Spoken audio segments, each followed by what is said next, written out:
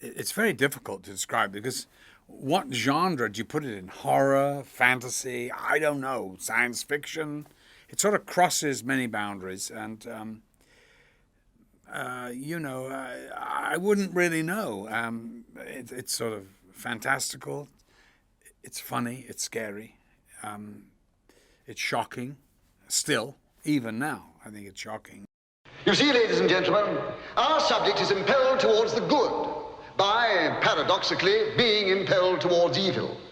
The intention to act violently is accompanied by strong feelings of physical distress. To counter these, the subject has to switch to a diametrically opposed attitude. Any questions? Choice. The boy has no real choice, has he? Self-interest. The fear of physical pain drove him to that grotesque act of self-abasement. Its insincerity was clearly to be seen. He ceases to be a wrongdoer. He ceases also to be a creature capable of moral choice. Listen, I'm glad the fans love it, and that's the main thing.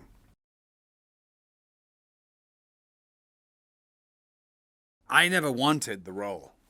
The role wanted me. And I say that with a little bit of tongue in the cheek, but Kubrick had been looking, it is said, for 2 years for someone to play the part. He was about to drop this project to go on to another one.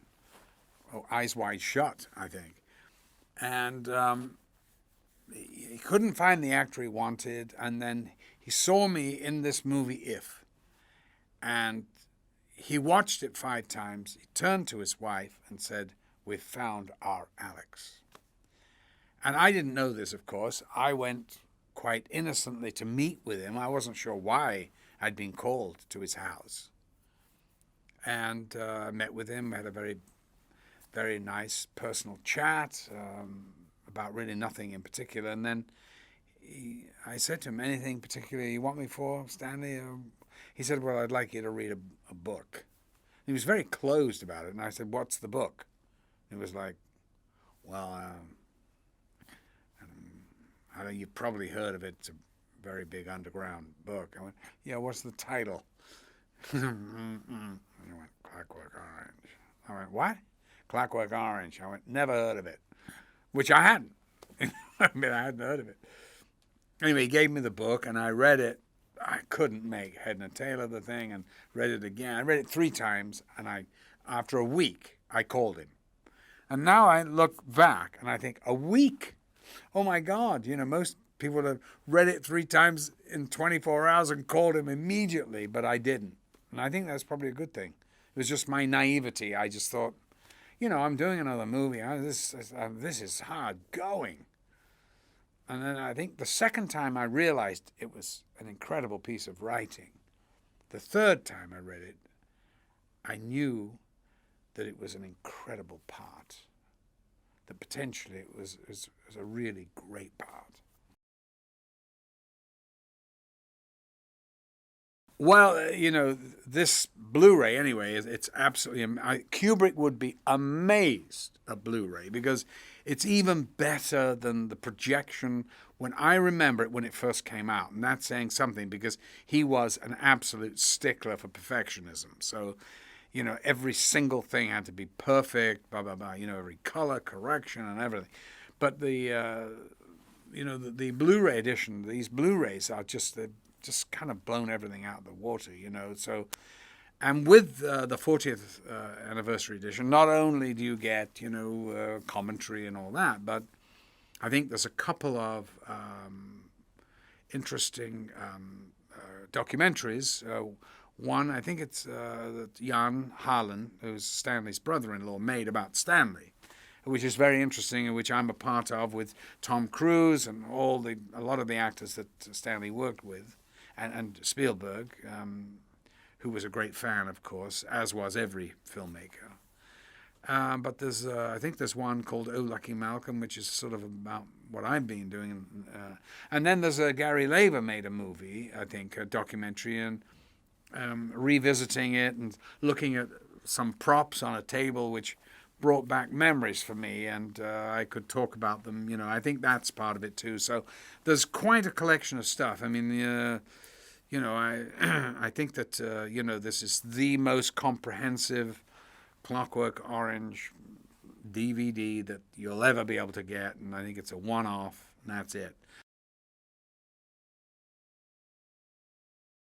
In cinema, certainly, it would be American cinema, because I love Hollywood, old Hollywood of the 20s and 30s particularly, or say 30s and 40s.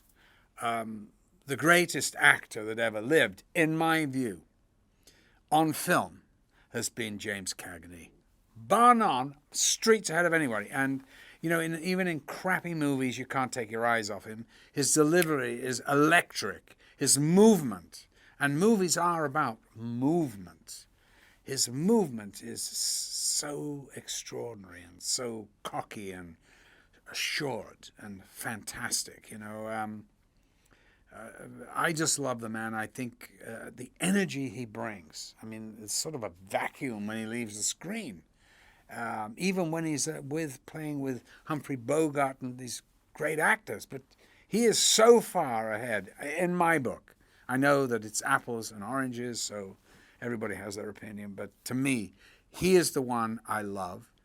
In England, of course, as a schoolboy, going to the Old Vic, watching Olivier, you know, who I later got to work with, and who was a magical actor, and but very technical.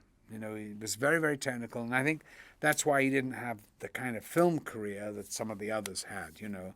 I loved John Gielgud because John, bless his soul, he found out how to act in movies in his 60s.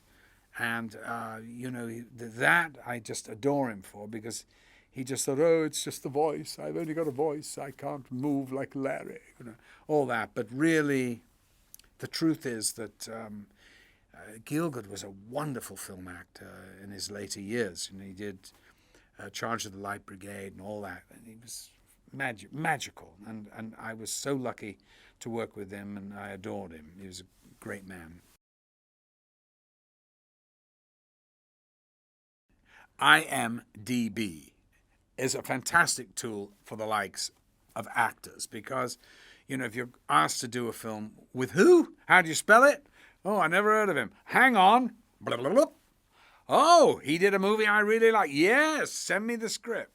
So, you know, it's a fantastic tool, really. It's changed the way movies are cast.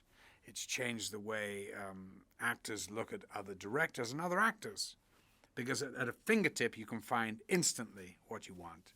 So it's a great, great tool, and we're lucky to have it. It's great.